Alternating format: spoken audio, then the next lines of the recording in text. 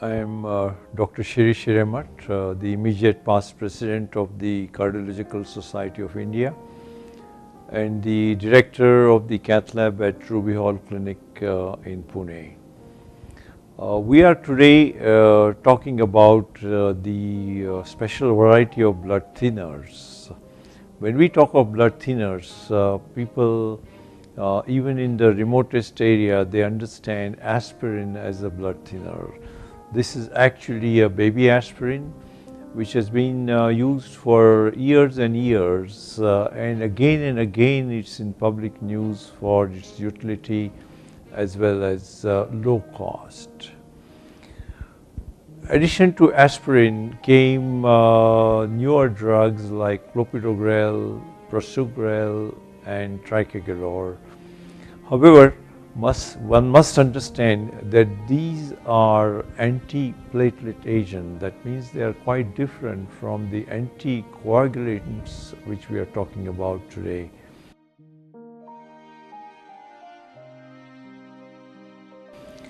So the antiplatelets generally do not need monitoring. They do act as blood thinners. They are very important after an angioplasty. They are always given following a heart attack or a brain attack situation. The anticoagulants, which we are going to talk about today, are a real special variety. No doubt they thin blood like the antiplatelets, but they are quite unique, quite different from the antiplatelet agents. These are of course prescribed by doctors.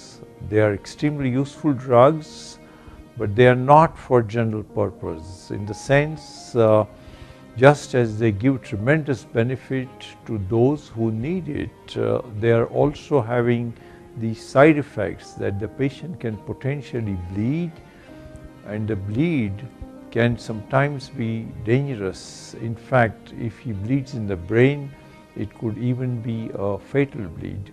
So these are very important drugs to be taken under supervision. That means the doctor has to prescribe, adjust the dose, and one has to follow them.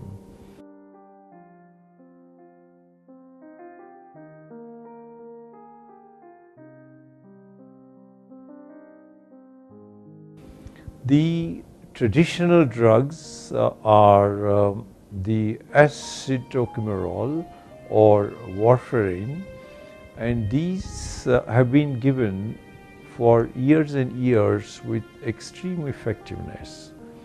Most of the time these are required for people who had heart valve surgery.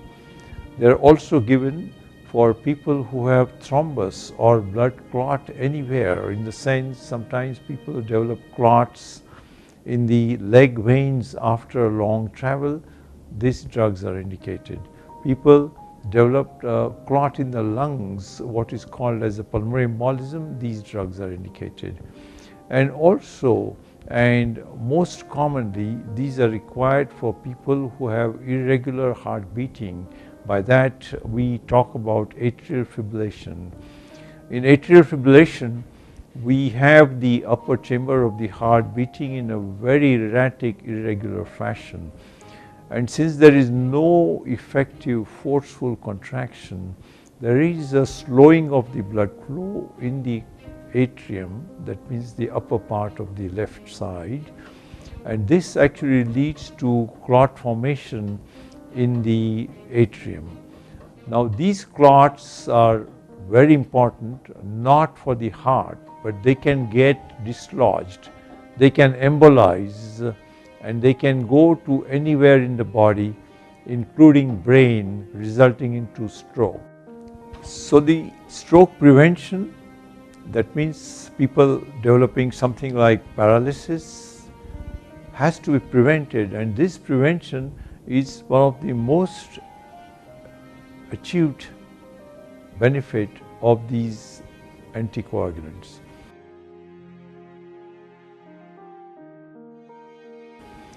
So they thin the blood, but we have to thin them in such a way that we don't overdo. We have to be in a correct range, and the range generally is measured by a blood test called INR. The INR value has to be between 2.5 and 2 most of the time, but 2.5 to 3 is also allowed for certain specific subset.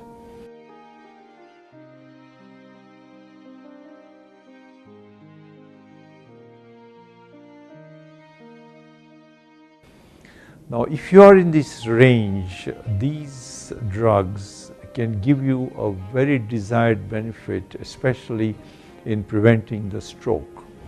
However, if you overdo, that means the dose is too much, or there is some interaction with other medicines which the patient is taking, the blood can become thin and the patient can bleed. If you underdo, that means if your INR is less than 2, you will not get the desired benefit of blood thinning. So here it's an extremely important responsibility of the prescribing doctors, and also to an extent a responsibility of the patient as well as the family to make sure that the patient takes the correct dose, reports to doctor, does the correct test, and keep adjusting the medication under supervision. It's not a rocket science at all. It's very easy. I mean, we have people staying in very remote areas, taking these drugs for years and years without any problems. One, however, has to understand, and I personally always mark it separately on the prescription, that this particular medicine has to be taken with due consideration. That means we will interact with the patients again and again, make sure that he is taking correct dose. Fortunately, the duration of action of both eskemerol and warfarin is quite long, almost 5 to 3 days, and that's why even if the dose is a little bit less, the action continues. So this is a good news. Also, when you initiate the therapy, it takes a little time for the drug to become fully active. So sometimes when we want a quick action, we give initially some special injections for blood thinning and also simultaneously start on these anticoagulants. So together we get a perfect blood thinning right from day one, the way it is required in certain emergency cases. However, once the patient is mobile, home and taking medication on his own, he has to observe certain guidelines. These include checking INR. So this is a blood test. It is to be done a little bit more frequently in the initial days, something like once in 10 days for first 3 or 4 times. And once we know what is the dose requirement of a patient, and the dose requirement is not every day, but it is a sort of a weekly dose that the doctor will adjust.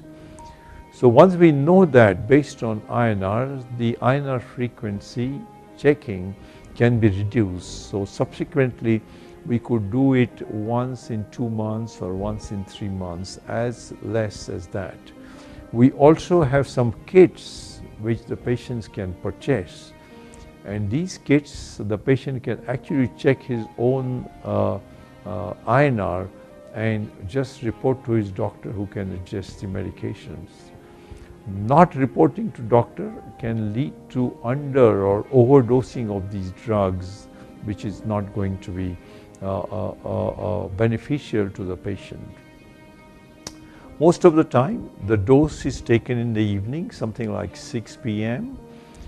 The other requirement is we need to know what are the other tablets the patient is taking. Many of the other tablets can interact with this warfarin eskemerol group, and that's why we need to adjust the dosages of other tablets or adjust the dosages of warfarin when we are using multiple medications. Also, the certain food intakes drugs are important, like excess of green vegetables. Now this is a big issue, especially in the north portion of India, where people switch to sarson ka saag in the winter times, and this actually alters the warfarin dosage. Most of these have ingredients built in, like vitamin K, and one must understand that we are actually blocking the vitamin K, and that's why these are also called as vitamin K antagonists, the warfarin or eskemirol group.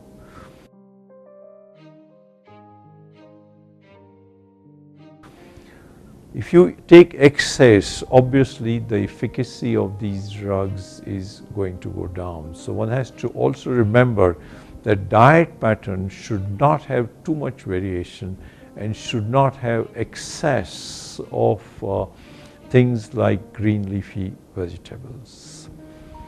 Once you keep adjusting the dose, it's very easy to follow a pattern. Easy to remember that if you are getting simple blue or black spots on the skin, or sometimes red spots in the eye, these are bleeding spots, and you must report to your doctors before a major bleeding takes place. People who have bleeding tendency, like somebody who has a peptic ulcer, becomes important risk factor when we talk of side effects related to these medications. Also bleeding anywhere for that matter. Some people have polyps, some people have bleeding piles. All these will need to monitor the basic illness when they are taking anticoagulants.